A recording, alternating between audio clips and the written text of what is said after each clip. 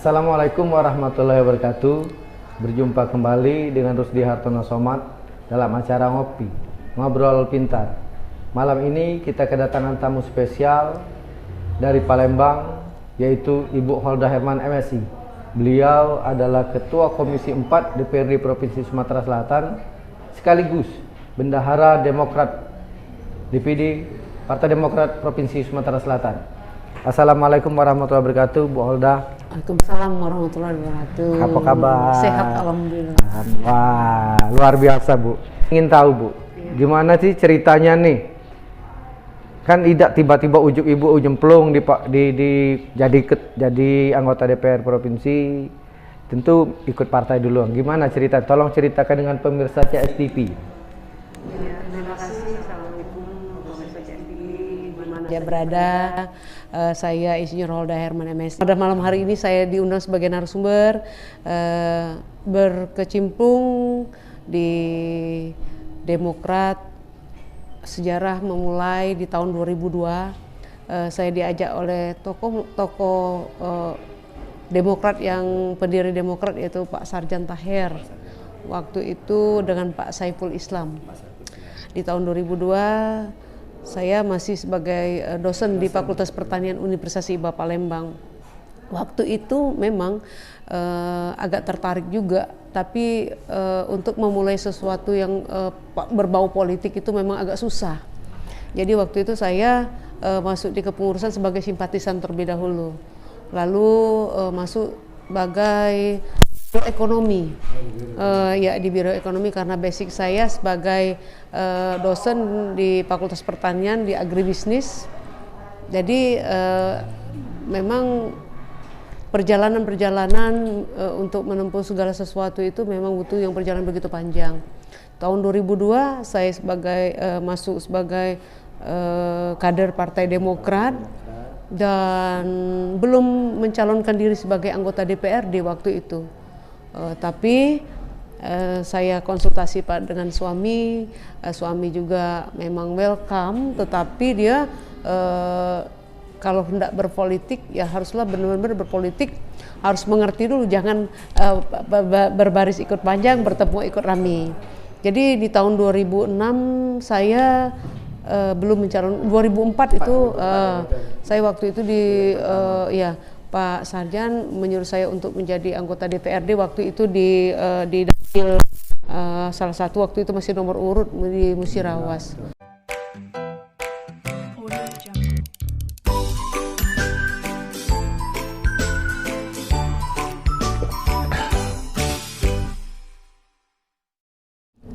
Ada beberapa bulan kita ikut sekolah politik karena keinginan itulah baik anak keluarga maupun suami juga sangat mendukung, tetapi yang berpolitik tetap kita mengedepankan bahwa mengingat kodrat juga sebagai perempuan.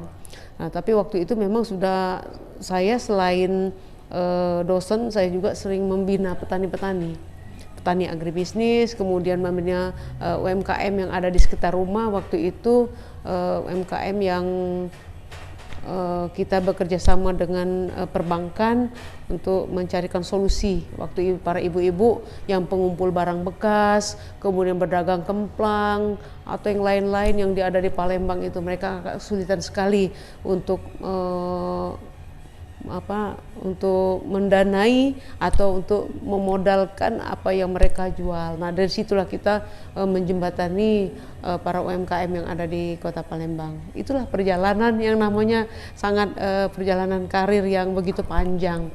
Di 2009 baru saya mencalonkan diri sebagai anggota DPRD Provinsi, langsung ke DPRD Provinsi Sumatera Selatan. Waktu itu masih Dapil 6 Dapil 6, Lahat, Pagaral, dan 4 Lawang. Waktu itu berjumlah 6 orang anggota DPRD di Provinsi Sumatera Selatan. Ya 6 kursi waktu itu. Dan alhamdulillah terpilih sebagai anggota dari Demokrat. Nah, waktu itu makanya dengan sejarah begitu panjang, bukan ujuk-ujuk tadi benar, karena saya bukanlah seorang anak anak pejabat, bukan, dari seorang yang petani, bapak ibu dan berdagang, itu yang modal saya. Tetapi berbekalkan modal dengan kemampuan yang ada saya miliki dan yang kemauan yang kuat. Nah, itu juga yang memotivasi saya untuk maju sebagai anggota DPRD Provinsi Sumatera Selatan, sekaligus dukungan keluarga dan support suami yang sangat luar biasa bagi saya. Ini yang membuat saya untuk fight maju untuk menjadi anggota DPRD Provinsi Sumatera Selatan. Tahun 2009. Waktu itu memang bukan hal yang mudah bagi perempuan juga, untuk maju sebagai anggota DPRD. Makanya saya juga pengennya nanti di 2009 saya terpilih sebagai anggota DPRD Provinsi Sumatera Selatan. Ternyata untuk menjadi anggota DPRD Sumatera Selatan itu antara perempuan sama laki-laki itu perjuangannya sama. Bukan hal yang mudah atau kita yang nembak di atas kuda, enggak. Jadi kita memang ke lapangan, berjuang ke masyarakat, memperkenalkan diri. Waktu itu ya bukan hal yang waktu memang agak sulit bagi masyarakat untuk mengakui perempuan itu untuk bisa duduk sebagai anggota DPRD. Sampai katanya tidur di desa-desa. Iya, waktu itu kita sampai ke desa-desa itu nggak bisa pulang, jadi harus nginep di tempat masyarakat. Tetapi itu kita jalani semua. Karena untuk menjadi seseorang yang saya tertarik di politik karena ini menyuarakan aspirasi masyarakat itu tidak hanya cukup misalnya kita sebagai tidak ikut dalam lembaga perpolitikan, agak sulit untuk menyuarakan aspirasi masyarakat. Ketika kita duduk di gedung DPRD bisa menyuarakan itu sebagai perwakilan masyarakat.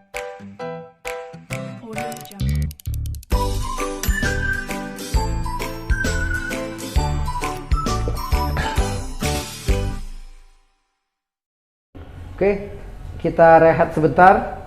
Kita mau minum kopi. Bu Sinta, kopinya. Kopi dulu, biar pintar. Oh, iya. Ini sudah ngobrol pintar. Sudah sini. Pemirsa CS TV, kita ngopi dulu. Ngopi Ajuma. Mantap.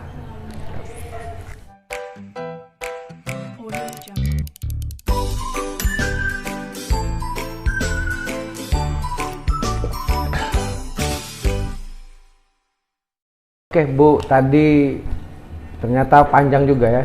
Sebelum akhirnya Bu Olda mau dicalonkan katakan oleh Partai Demokrat, Dapil 6 ya, Provinsi Sumatera Selatan, tahun 2009. Nah, coba tadi setelah diceritain, gimana sih ceritanya sehingga akhirnya terpilih, luar biasa kayaknya waktu pemilihan. Coba ceritakan dengan pemirsa CSTV ini. Perjalanan memang begitu panjang untuk menjadi anggota DPRD Provinsi Sumatera Selatan. Di tahun 2009 saya langsung waktu itu langsung di provinsi. Ya. Jadi sebelum menjadi anggota DPRD di Dapil 6 dulu di tahun 2009, di 2007-2008 memang saya waktu itu ditugaskan ya untuk menjadi ketua, pernah untuk menjadi PLT ya, PLT waktu untuk DPC Kabupaten Lahat. Perjuangan itu karena kita memang dimandatkan dan ditugaskan oleh partai ini untuk di Dapil 6 waktu itu. Jadi kami berusaha untuk semaksimal mungkin, setidaknya waktu itu memang kita sudah ada kursi di DPRD di Provinsi Sumatera Selatan Dapil 6 waktu itu 1 orang. Nah, jadi perjuangan itu ya begitu panjang sama seperti yang lainnya, tetapi support keluarga yang sangat luar biasa pada saya mengucapkan syukur, alhamdulillah. Inilah yang membuat saya bertahan dan termotivasi untuk ikut bersaing, berjuang untuk di Dapil 6. Nah, ya, dan alhamdulillah dengan perjuangan panjang itu saya terpilih sebagai anggota DPRD di Provinsi Sumatera Selatan. Ya, tadi perjuangan walaupun perempuan sama laki-laki itu sama. Ya, sama. Jadi kita tidak berjuang seperti nembak di atas kuda, enggak. Jadi harus berlumpur-lumpur, harus bermalam-malam. Kemudian waktu itu kan kita belum terkenal dan banyak orang juga belum mengenal kita, belum tahu sama kita. Apalagi Dapil 6 itu tetap 3 kabupaten kota. 3 kabupaten, Bu ya? Lahat, Pagaralam, dan Pathlawang. Bayangkan saja di Lahat waktu itu barangkali sudah lebih kurang berapa puluh kecamatan ya. Waktu itu masih 19 apa 20 kecamatan, 19 kecamatan. Sudah itu Pathlawang waktu itu masih 7 atau berapa ya, 7 kecamatan ditambah dengan Pagaralam 5 kecamatan. Nah itu semua harus kita keliling dan alhamdulillah memang Allah memberikan jalan bahwa saya terpilih sebagai anggota DPRD di Provinsi Sumatera Selatan, dan status saya waktu itu masih kita masih sebagai dosen waktu saya di Fakultas Pertanian. Nah itu juga mendukung secara intelektualitas, kemudian secara akademisi, dan alhamdulillah memang karena backgroundnya di situ, jadi alhamdulillah terpilih menjadi anggota DPRD Sumatera Selatan. Tapi memang sebelumnya belum pernah berpartai, Bu ya, selain Demokrat itu. Iya, saya mengenal Partai Demokrat dari tahun 2009, 2002 sampai itu nggak pernah, belum ada berpartai, belum pernah berpartai sama sekali. Dan alhamdulillah dengan begitu saya bisa menarik keluarga semua keluarga Demokrat, iya Demokrat semua ya. Sampai alhamdulillah sampai sekarang. Alhamdulillah 2009 saya terpilih sebagai anggota DPRD, kemudian berjuang lagi di 2014 terpilih lagi sebagai anggota DPRD. Alhamdulillah 2014 terpilih kembali. Alhamdulillah terpilih. Oke, perjuangan 2009 nih dengan 2014 berat mana kira-kira, Bu? 2009 2014 sama-sama berat sih. Sama-sama berat. Kita berjuang lagi untuk meraih kursi nih. Kemudian ketika sudah meraih kursi, sebenarnya waktu itu memang kalau untuk perempuan kalau mempunyai kesempatan ataupun memang benar-benar gimana ya, untuk kan setelah terpilih sebagai anggota DPRD nih, berjuang lagi untuk merebut pimpinan gitu. Nah, memang agak sulit bagi kami kaum perempuan ini waktu itu untuk menjadi, mohon maaf kalau misal mau menjadi ketua komisi atau menjadi pimpinan lah, yang masih sangat belum dipandang lah, masih memang agak sulit bagi perempuan untuk ini, tetapi sudah diberikan kesempatan sebenarnya karena jabatan itu hanya 1-2 orang, barangkali disitulah memang benar-benar perempuan harus memang benar-benar yang kredibel ya, yang bisa untuk duduk di itu. Punya kapasitas lah. Iya, punya kapasitas. Tapi ya kesempatan itu agak kecil bagi kami kaum perempuan.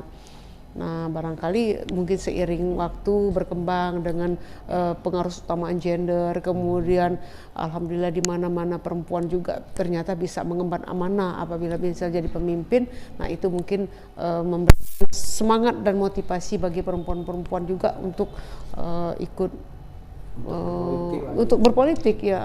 Kalau misalnya berpolitik sebagai anggota saja kan berarti kan tidak ada tidak ada semangat yang motivasi bagi perempuan-perempuan lain. Kan gini, Bu kan kalau tahun 2009 itu kan Demokrat imbas dari SBY kan luar biasa. Nah, pasca itu 2014 kan pada saat 2009 Demokrat menang, ya.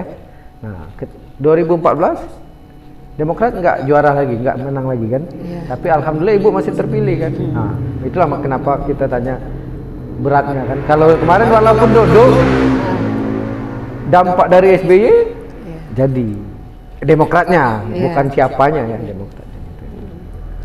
Ya, kami sadari bahwa ketika di 2014 ini perjuangan yang berat juga bagi Demokrat, tetapi di situ juga mulai melihat figur-figur inilah yang Demokrat, tetapi figur perseorangannya juga akan menentukan pada waktu itu. Dan alhamdulillah ya karena mungkin rezeki saya berkesempatan dan alhamdulillah saya masih tetap bertahan di Partai Demokrat. Insya Allah masih masyarakat masih mempercayakan saya sebagai menjadi anggota DPRD Provinsi Selatan dan alhamdulillah terpilih waktu Terpilih itu kembali di 2014. Nah, ini kan pasca 2014, 2019 Iya. kembali bertarung kembali. Kan beda masa, mungkin beda juga pertarungan. Iya. Nah, ketika pertarungan 2019 lebih susah nggak atau? Karena pada saat itu katanya siapa yang punya uang dia yang menang. Nah, gimana itu Bu ceritanya nih? Di 2019 itu pertarungan yang sangat luar biasa. Dan karena pada waktu itu pemilihan serentak antara DPRD provinsi, kabupaten, RI, presiden. Jadi inilah membuat masyarakat mungkin bingung barangkali yang mana-mana yang benar untuk dipilih karena dengan banyaknya yang waktu itu pemilihan dengan waktu yang berbarengan mungkin menyulitkan kita sebagai pertarungan yang sangat-sangat luar biasa. Nah, ini yang terjadi yang di 2019. Memang sangat berat, tetapi kebingungan pemilih lah. Iya, memilih karena dia kan harus membuka kertas yang lain-lain, kertas yang begitu banyak, mungkin partai yang banyak, partai begitu banyak, peserta pemilu juga banyak, mulai dari kabupaten, provinsi, DPR RI, kemudian presiden DPD, ditambah juga DPD. Iya, nah inilah yang menyebabkan mungkin agak kebingungan. Jadi kalau kita tidak benar-benar sering turun ke lapangan, sering ke bawah mengenalkan diri kita, itu memang agak sulit. Itu di 2019 itu memang luar biasa bagi masyarakat Usulita, dan alhamdulillah saya masih bisa bertahan dan terpilih menjadi anggota DPRD di Provinsi Selatan. Tetapi ini sudah menjadi Dapil 7 mulai dari 2014 Dapil 7 dan dengan 8 kursi. Kalau ya sudah 8 kursi. 2000. Kalau 2009 itu masih 6 kursi kita di Dapil 6. Oh, ya. Sebelum kita lanjutkan, kita minum lagi Bu. Oh boleh. Aus kayaknya. Ini kopi Ajuma Bu. Ya, khas Ajuma. Dari Lahat. Dari Lahat ya. Berarti kopinya ini kopi ini juga ini. Kopi Lahat asli. Robusta. Oh, mantap ini.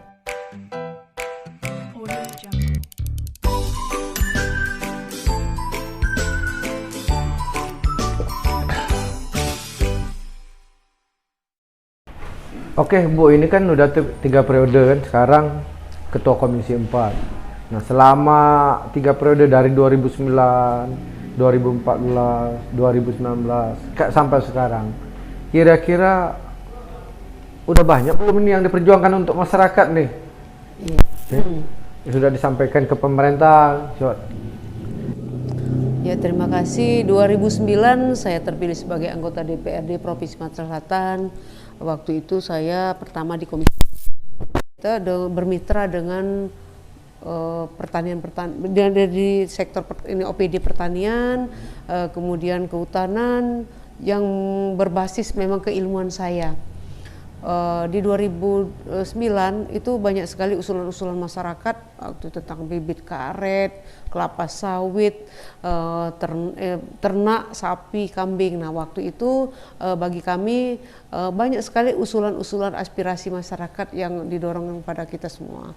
Dan alhamdulillah mungkin saat sekarang ada beberapa masyarakat atau kelompok-kelompok tani memang itu mengajukan usulan-usulan untuk memperbanyak bibit, kemudian perikanannya juga, dan alhamdulillah waktu itu memang banyak terakomodir. Itu memang agak mudah waktu itu kami memperjuangkan. Jadi masyarakat mengajukan usul ketika kami reses, ketika kami kunjungan kerja, banyak sekali masyarakat yang mengajukan usul. Alhamdulillah kita bisa diperjuangkan pada saat kita rapat di OPD, pada rapat kita saya juga badan anggaran kita dorong pemerintah karena memang usulan itu sudah kita dapatkan di tatip kita dinyatakan bahwa usulan masyarakat bisa berdasarkan kita kunjungan kerja atau melalui kita reses atau aspirasi masyarakat yang datang kepada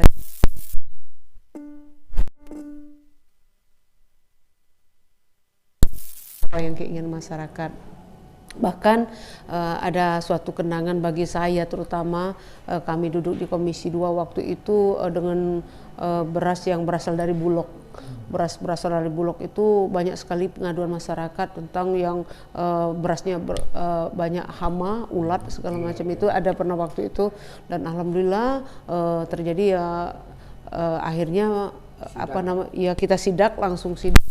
Apapun pengaduan masyarakat itu langsung cepat-cepat kita respon. Nah, dengan adanya begitu untuk bagi pemerintah langsung meng-cross check apa yang ditemukan masyarakat itu dan ternyata yang benar, waktu itu langsung terjadi perubahan ya waktu itu, dan alhamdulillah produksi kemudian beras yang untuk masyarakat itu kembali bagus ya, walaupun dia katakanlah subsidi atau gratis, itu sifatnya jadi tidak sembarangan. Nah, itu yang kami rasakan cukup ternyata apa yang setelah kita menjadi anggota DPRD saya menyatakan benar, ternyata kita bisa berjuang untuk situ itu. Kemudian di tahun 2014 saya duduk 2,5 tahun saya duduk di Komisi 5. Di Komisi 5 ini membidangi kesejahteraan masyarakat, Kesra. Waktu Kesra banyak sekali usulan masyarakat untuk masalah masjid, masalah banyak juga minta dengan tenda-tenda waktu itu, kemudian usulan-usulan yang lain, dan banyak sekali yang sekolah, pendidikan. Nah, ini yang di Komisi 5. Dan alhamdulillah waktu itu masih kita bisa merespon, masih kita bisa mendorong pada pemerintah keinginan masyarakat. Nah, apalagi waktu itu hibah kepada masjid, nah itu masih banyak. Nah, yang permasalahan waktu yang untuk hibah-hibah ke masjid atau yang ke lainnya, ada suatu kendala di mana memang misalnya kepengurusan masjid misalnya mengajukan usul untuk keperluan perumahan masjid. Nah, setelah setahun atau setelah 2 tahun itu misalnya ada pemeriksaan, maka yang diperiksa itu biasanya sudah berganti ke pengurusan. Nah, berurusannya akibatnya kan tidak nyambung dengan inilah yang sering menjadikan salah satu kendala.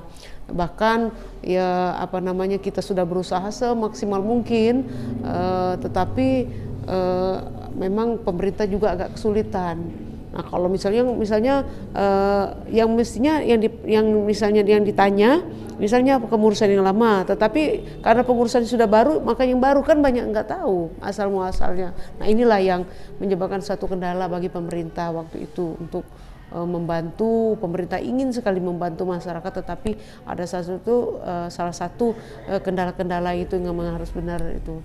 Kemudian juga aturan-aturan di peraturan Menteri Dalam Negeri mengisyaratkan bahwa begitu kompleksnya persyaratan kompleks, agak susah bagi pemerintah untuk berbuat ini maksimal. Nah, tetapi pemerintah masih tetap berjuang untuk memberikan bantuan-bantuan kepada masyarakat. 2014 ya? Iya. 2014 itu kalau nggak salah anggota DPR ini dengan tenda dan kursinya Bu ya, pada saat itu ya? Iya. Bantuan kursi dan bantuan tenda.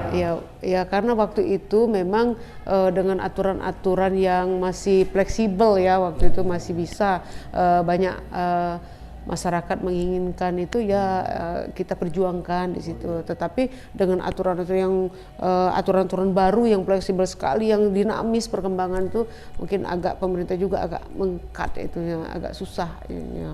Jadi itu 2014 2,5 tahun saya di Komisi 3, dan alhamdulillah waktu itu dipercaya sebagai Ketua Komisi 3. Ketua Komisi 3 membidangi masalah keuangan. Nah, di keuangan ini mitranya sangat sedikit ya, tidak ini di sana kita berbicara tentang pendapatan, pengelolaan keuangan ya, kemudian dengan BUMD yang ada di Provinsi Sumatera Selatan. Nah itu kita berupaya untuk mendorong pemerintah untuk meningkatkan pendapatan atau PAD, pendapatan asli daerah, yang selain dana bagi hasil maupun dana sharing dari pusat. Nah waktu itu banyak sekali terobosan-terobosan yang kita dorong, baik menggali potensi-potensi sumber daya alam yang ada di Sumatera Selatan atau menggali potensi-potensi untuk meningkatkan PAD di Sumatera Selatan. Waktu 2014 ya, karena panjang ya, 2000.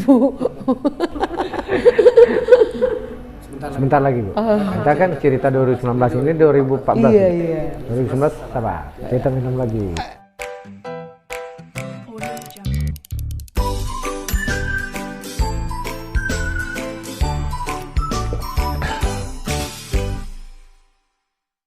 Cerita 19 ya, 2019. 2019 alhamdulillah masih dipercayakan oleh masyarakat dan masih diberikan amanah oleh masyarakat. Alhamdulillah saya masih bisa duduk di DPRD Sumatera Selatan dan terpilih waktu itu dengan semangat barulah yang sangat luar biasa ke 3 periode, dan alhamdulillah amanah itu tetap saya emban. Di 2019 saya di Komisi 4 2,5 tahun sebagai anggota DPRD Provinsi Sumatera Selatan di Komisi 4 sebagai anggota. Di Komisi 4 membidangi infrastruktur dan pembangunan yang ada di Provinsi Sumatera Selatan. Jadi perjuangan itu ya begitu sama saja, tetapi begitu kerasnya lagi dibandingkan dengan 2009-2014, karena masyarakat semakin cerdas, masyarakat semakin bisa memilih, masyarakat semakin bisa menentukan siapa yang akan dipilih, siapa yang dipercayakan untuk duduk sebagai anggota DPRD di khususnya di Provinsi Sumatera Selatan melalui Dapil 7.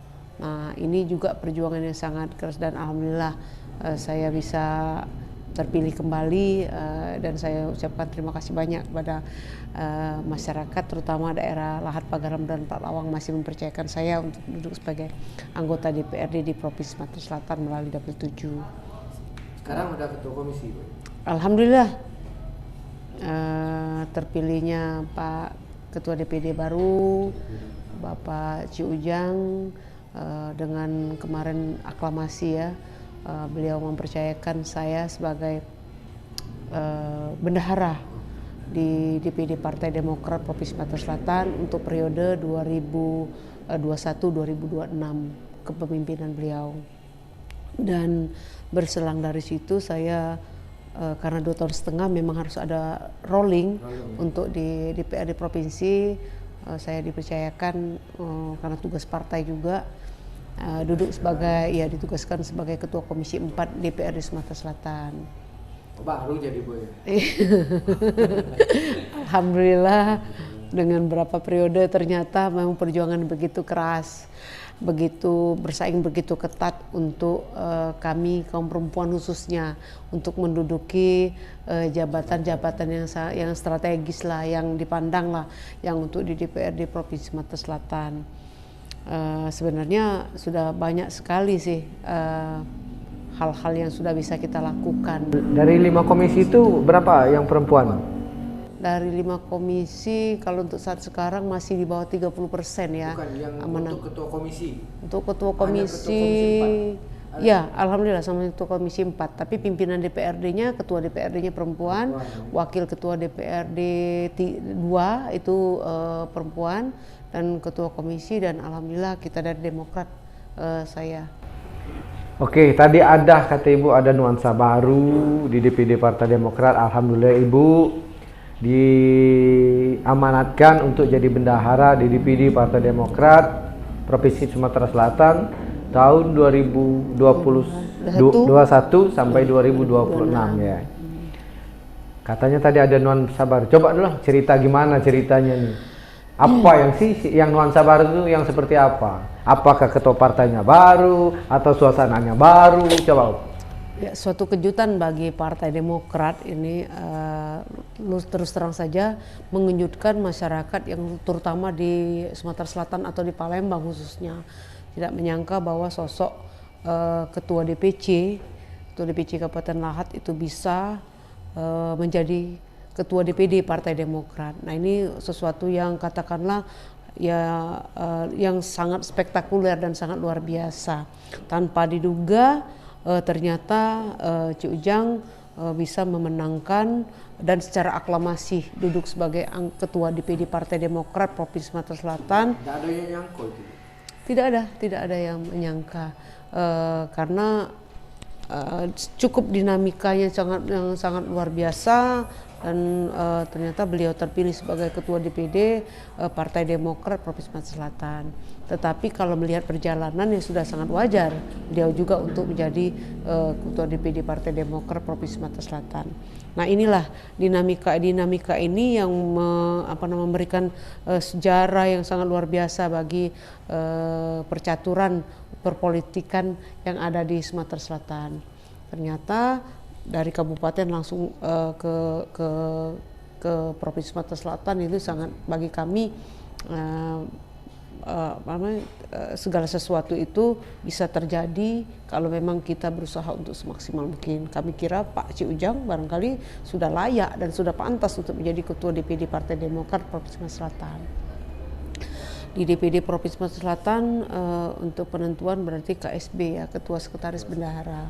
Dan alhamdulillah di kepemimpinan beliau saya dipercayakan oleh beliau dan DPP Partai Demokrat DPP dari pusat untuk saya duduk sebagai bendahara. Nah, ini hal yang sangat luar biasa sekali bagi saya dan saya iya, terima kasih banyak. Saya juga mengucapkan terima kasih atas kepercayaan yang diberikan kepada saya ini kepada Bapak Ci Ujang selaku Ketua DPD Partai Demokrat. Ini saya ucapkan terima kasih dan insya Allah saya akan mengemban amanah ini sampai dengan tahun 2021 hingga tahun akhir 2026 bersama beliau.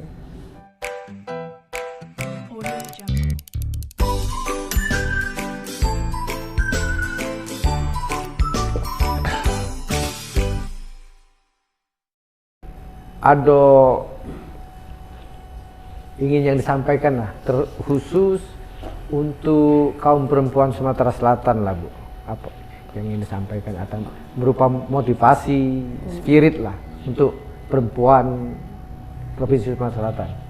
Ya, ini terutama bagi perempuan tidak ada kata terlambat dan tidak ada kata yang paling untuk perempuan-perempuan khususnya di Sumatera Selatan. Semua bisa, semua mampu, tetapi jangan cengeng, jangan mudah mengeluh, tetap berusaha semaksimal mungkin, tetapi selalu ingat kodrat sebagai perempuan, sebagai istri, sebagai ibu, dan tetap pada kodratnya insya Allah kita akan menjadi banyak support yang harus kita dapatkan.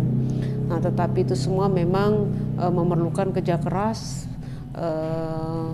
tetap garis kita laksanakan sebagai perempuan, tetapi insya Allah kalau kita dengan koridor kita gitu insya Allah kita bisa menjalankan itu semua.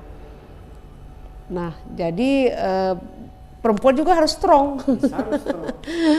Jadi perempuan ada semangat, iya semangat, karena semangat inilah membawa kita untuk meraih suatu kesuksesan dan kemenangan. Ternyata perempuan juga kalau misalnya ada kata-kata bahwa ketika perempuan bersuara maka 8 penjuru akan nah, inilah ya ya membuat kita tetap bersemangat. Jadi ketika perempuan bersuara 8 penjuru akan bergema, akan mendengar. Kerja keras, kerja cerdas, kerja ikhlas dan kerja tuntas.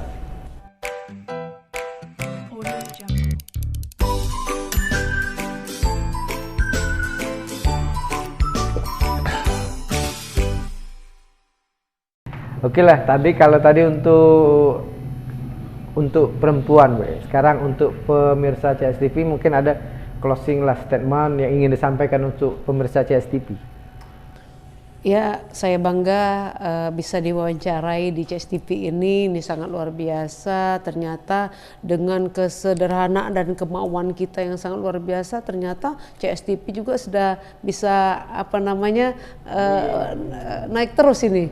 Mudah-mudahan promosi-promosi ini dilakukan dan akan melahirkan generasi-generasi terbaik, terutama generasi kaum perempuan khususnya akan dilahirkan, karena estafet ini harus diikuti oleh generasi-generasi yang selanjutnya, atau sekarang dikenal dengan generasi-generasi milenial. Tetap semangat, maju terus, tetap berusaha semaksimal mungkin. Insya Allah kita akan mengejar target-target apa yang ingin dicapaikan, insya Allah tercapai dengan kerja keras, kerja ikhlas, kerja tuntas. Assalamualaikum warahmatullahi wabarakatuh. Oke, itulah tadi diskusi, sharing, ngobrol pintar kita dengan Holda Herman MSI. Mudah-mudahan menjadi inspirasi terkhusus buat perempuan Sumatera Selatan. Artinya perempuan Sumatera Selatan bisa. Kami akhiri. Wassalamualaikum warahmatullahi wabarakatuh. Terima kasih Bu Holda. Cheers.